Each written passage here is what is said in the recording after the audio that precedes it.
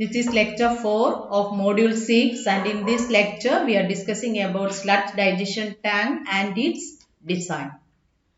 Sludge digestion tank consists of a circular RCC tank with hoppered bottom and having a fixed or a floating type of roof over its top. Sludge digestion tank എന്ന് പറഞ്ഞാൽ ഒരു RCC circular hoppered bottom tank ആണ്. അതിൽ ടോപ്പിൽ ഒരു ഫിക്സഡോ അല്ലെങ്കിൽ ഒരു floating ടൈപ്പോ roof provide ചെയ്തിട്ടുണ്ട്. The raw sludge is pumped into the tank, and when the tank is first put into operation, it is seeded with the digested sludge from another tank. For raw sludge, the raw sludge means the sludge from the primary sedimentation tank. അല്ലെങ്കിൽ secondary sedimentation ടാങ്കിലേ ആകാം. ഈ സ്ലഡ്ജിനെ pump ചെയ്ത് ടാങ്കിനകത്ത് sludge digestion ടാങ്കിലോട്ട് pump ചെയ്യാം. എന്നിട്ടാണ് സീഡ് ചെയ്യുക. സീഡ് മീൻസ് വേറൊരു സ്ലഡ്ജ് ഡൈജഷൻ ടാങ്കിൽ നിന്ന് ഉള്ള സ്ലഡ്ജിനെ ഇതിനകത്തോട്ട് ആഡ് ചെയ്യാം. ബിക്കോസ് ആ സീഡിനകത്ത് large quantity of microorganisms കാണും. അപ്പോൾ ഡൈജഷൻ എന്ന് പറഞ്ഞത് പെട്ടെന്ന് നടക്കും. അപ്പോൾ the raw sludge is pumped into the tank, and when the tank is first put into operation, it is seeded with the digested sludge from another tank. Then a screw pump with an arrangement for circulating the sludge from top to bottom or vice versa is commonly used for stirring the sludge. അപ്പോൾ sludge നമ്മൾ pump ചെയ്തിട്ടു, അതിനകത്ത് seed add ചെയ്തു, then these two are well mixed together by means of a screw pump with an arrangement. Then the gases, അപ്പോൾ നമ്മൾ sludge ഇട്ടു, digestion takes place and the gas collected in the gas dome, and the gases of decomposition are collected in a gas dome or collected separately in gas holders for subsequent use. In case of smaller tank, gas dome is used, and in case of larger tank, the gas holders ലാണ് collect ചെയ്യുന്നത്. Then the digested sludge which settles down the hoppered bottom of the tank is removed under hydrostatic pressure periodically once a week. ഒരാഴ്ചയിൽ ഒരിക്കലാണ് ഈ digested സ്ലഡ്ജിനെ remove ചെയ്യുന്നത്. Then the supernatant liquor lying between the sludge and the scum is removed at suitable elevations through a number of withdrawal pipes. അപ്പോൾ digested സ്ലഡ്ജിന്റെ മേളിൽ ആ ഒരു supernatant liquor എന്ന് പറഞ്ഞാൽ liquid portion, supernatant liquor lying between the sludge and the scum. Scum means ഒരു layer, ടോപ്പിൽ ഒരു layer കാണും. ആ ലെയറിനും ഈ സ്ലഡ്ജ് ഡൈജസ്റ്റഡ് സ്ലഡ്ജിനും ഇടയ്ക്കാണ് ആ സൂപ്പർനേറ്റൻ ലിക്കർ വരുന്നത്. ആ ലിക്കർ എന്ന് പറഞ്ഞത് വിഡ്രോ ചെയ്യണമെങ്കിൽ അതിനകത്ത് number of withdrawal pipes provide ചെയ്തിട്ടുണ്ട്. Then the supernatant liquor being higher in BOD and suspended solids content, it is sent back for treatment along with the raw sewage. അപ്പോൾ supernatant liquor എന്ന് പറയുമ്പോൾ അതിനകത്ത് BOD content വളരെ കൂടുതലാണ്. അപ്പോൾ ഇത് വെറുതെ ഡിസ്പോസ് ചെയ്യാൻ പറ്റില്ല. എഗെയിൻ ഇതിനെ റോ സ്ലഡ്ജിന്റെ കൂടെ വീണ്ടും നമ്മൾ റീസർക്കുലേറ്റ് ചെയ്തിട്ട് വീണ്ടും ട്രീറ്റ് ചെയ്യാം. The scum formed at the top surface of the supernatant liquor is broken by the recirculating flow or through the mechanical rackers called scum breakers. ഇപ്പോൾ ഈ സ്കം ലെയർ ടോപ്പിൽ ഫോം ചെയ്ത് കിടക്കുന്നു, അതിനെ ബ്രേക്ക് ചെയ്യുന്ന റീസർക്കുലേഷൻ കൊടുക്കുന്ന സമയത്ത് ആ സ്കം ലെയർ ബ്രേക്ക് ചെയ്യും. അപ്പോൾ ഒന്ന് അങ്ങനെയും ചെയ്യാം, അല്ലെങ്കിൽ or through the mechanical rakers called scum breakers. These are the sludge, the construction and working of a sludge digestion tank. Then design considerations of a sludge digestion tank. Design consideration എന്ന് പറയുമ്പോൾ നേരത്തെ നമ്മൾ പറഞ്ഞു RCC cylindrical tank. But the digestion tanks are cylindrical shaped tanks that is circular in plan with a diameter ranging between 3 to 12 meter. Then the bottom hoppered floor of the tank is given a slope of about 1:1 to 1:3. That is 1 horizontal to 3 vertical. When the sludge is removed to the outlet by means of some mechanical equipment, the bottom slopes may be made relatively flat. Then the depth of the digestion tank is usually kept at about 6 meter. And deeper tanks are costlier, the more effective, and except in very large plants, it is usual not to provide more than 2 units. But ശരിക്കും design consideration എന്ന് പറഞ്ഞാൽ ഇത്രയേ ഉള്ളൂ. ഇനി അതിന്റെ capacity കണ്ടുപിടിക്കാനുള്ള equations ആണ്. For determination of the capacity of the digestion tank.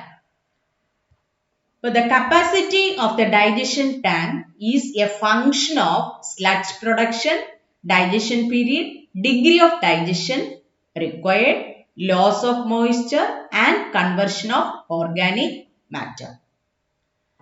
Then if the progress of the sludge digestion is assumed to be linear, then the capacity of the digestion tank is given by the equation V is equal to V1 plus V2 by 2 into T. Sludge digestion is assumed to be linear ആണെങ്കിൽ capacity V1 plus V2 by 2 into T, where V1 is the raw sludge added per day, that is in meter cube per day. V2 equivalent digested sludge produced per day. And the V2 equal to, that is the volume of digested sludge is equal to 1/3 the volume of V1. That is V2 equal to 1/3 V1. And small t is the digestion period. അപ്പോൾ sludge digestion linear ആണ് എന്നുണ്ടെങ്കിൽ capacity V is equal to V1 plus V2 by 2 into T. When the daily digested sludge could not be removed due to the factors such as monsoon season, winter season, etc., then separate capacity for its storage should be provided in the tank. ഇപ്പോൾ monsoon സീസണിൽ winter സീസണിൽ നമുക്ക് sludge remove ചെയ്യാൻ പറ്റിയില്ലെന്ന് വരും. അപ്പൊ ആ സ്ലഡ്ജിനെ നമ്മൾ store ചെയ്യണം. ആ കപ്പാസിറ്റിയും കൂടെ നമ്മൾ പ്രൊവൈഡ് ചെയ്യാം. അപ്പൊ അതിന് സെപ്പറേറ്റ് കപ്പാസിറ്റി ആണ്. And this capacity amounts to, that is V2 into capital T, where capital T is the number of days for which the digested sludge is stored and is called monsoon storage. അപ്പോൾ monsoon സീസണിൽ അല്ലെങ്കിൽ winter സീസണിൽ digested sludge could not be remove, daily digested sludge could not be remove due to the factors such as monsoon season, winter season, etc. Then separate capacity for its storage should be provided in the tank. And this capacity is called monsoon storage, and the quantity equal to, that is monsoon storage is equal to V2 into capital T, where capital T is the number of days for which the digested sludge is stored. Then the sludge digestion is assumed to be linear ആണെങ്കിൽ സാധാ നമ്മൾ V is equal to V1 plus V2 by 2 into T. ഇനി monsoon സ്റ്റോറേജും കൂടെ ഉണ്ടെങ്കിൽ total capacity is equal to V1 plus V2 by 2 into T plus V2 into capital T. അപ്പോൾ ആ sludge store ചെയ്യണമെങ്കിൽ ആ കപ്പാസിറ്റിയും കൂടെ നമ്മൾ ഇതിനകത്തോട്ട് എടുക്കണം. അപ്പൊ വിത്ത് മൺസൂൺ സ്റ്റോറേജ് ഉണ്ട്, without monsoon storage. Without monsoon storage ആണെങ്കിൽ ഫസ്റ്റ് ഇക്വേഷൻ, വിത്ത് മൺസൂൺ സ്റ്റോറേജ് ആണെങ്കിൽ second equation. Then when the change during digestion is assumed to be parabolic rather than linear, then the average volume of digesting sludge will be, average volume എന്ന് പറഞ്ഞത് V is equal to V1 minus 2 by 3 into V1 minus V2 into T വരുന്നത് അതിന്റെ capacity, volume എന്ന് പറയുകയാണെങ്കിൽ V1 minus 2 by 3 into V1 minus V2. The whole into T ചെയ്യുമ്പോൾ കിട്ടുന്നതാണ് required capacity of the digester. അപ്പൊ ഇതിലും parabolic variation വരുമ്പോഴും monsoon storage കൂടെ കമ്പൈൻ ചെയ്യാം. അപ്പൊ വിത്ത് മൺസൂൺ സ്റ്റോറേജ് ആണെങ്കിൽ capacity V is equal to V1 minus 2 by 3 into V1 minus V2 the whole into T plus V2 into T, where V2 into T is called monsoon storage. അപ്പൊ the capacity കണ്ടുപിടിക്കുമ്പോൾ ക്വസ്റ്റ്യനിൽ പ്രോബ്ലത്തിൽ ഒന്നും പറഞ്ഞിട്ടില്ല എങ്കിൽ നമുക്ക് ഇഷ്ടമുള്ള equation use ചെയ്യാം. പക്ഷെ വിത്ത് monsoon storage ആണെങ്കിൽ ആ ഡൈജഷൻ പീരീഡും കൂടെ ക്വസ്റ്റ്യനിൽ തന്നിട്ടുണ്ടാവണം. അപ്പൊ ഒന്നിൽ ലീനിയർ ആയിട്ട് എടുക്കാം, അല്ലെങ്കിൽ പാരാബോളിക് വേരിയേഷൻ ആണെന്ന് പറഞ്ഞെടുക്കാം. ഏത് ഇക്വേഷൻ വേണമെങ്കിലും യൂസ് ചെയ്യാം.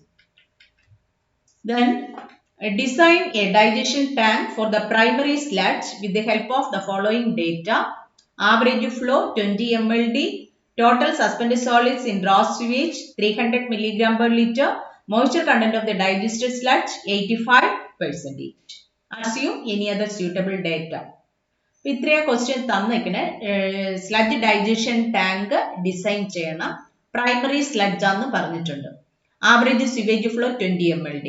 Total suspended solids in raw sewage is 300 mg per liter. അപ്പോൾ first find out the mass of suspended solids in 20 mld of sewage is equal to 1 liter the mass of suspended solids is 300 mg. അങ്ങനെയെങ്കിൽ 20 mld ക്ക് എത്രയെന്ന് calculate ചെയ്യാം. That equal to 20 mld, that is 20 into 10 raised to 6 liters into 300 divided by milligram-നെ കിലോഗ്രാമിലോട്ട് convert ചെയ്യാം. അപ്പോൾ divided by 10 raised to 6.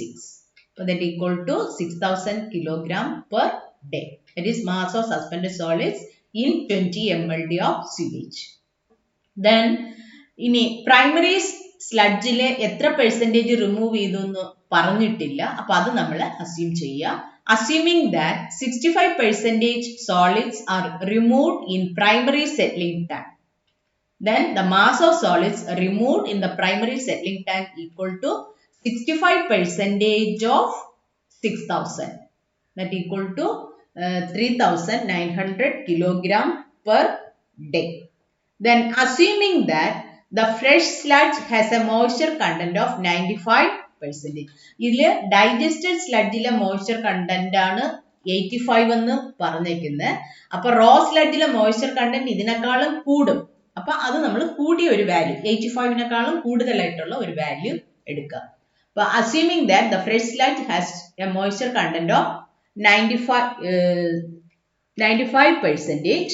95% moisture content means 5 kilogram of dry solids will make equal to 100 kilogram of wet sludge. Adina 1 kg of dry solids will make equal to 100 divided by 5 kilogram of wet sludge. അങ്ങനെയെങ്കിൽ നമ്മുടെ ഉള്ള total dry solids എന്ന് പറഞ്ഞത് 3900 kilogram. അതിൽ എത്രയെന്നുള്ളത് calculate ചെയ്യാം. അപ്പൊ 3900 kilogram of dry solids will make equal to 100 divided by 5 into 3900, that equal to 78,000 kilogram of wet sludge per day. Then ഇനി ഇതിന്റെ സ്പെസിഫിക് ഗ്രാവിറ്റി അസ്യൂം ചെയ്യാം. ചിലപ്പോൾ ക്വസ്റ്റ്യനിൽ തന്നിരിക്കും, ഇല്ലെങ്കിൽ അസ്യൂം ചെയ്യണം.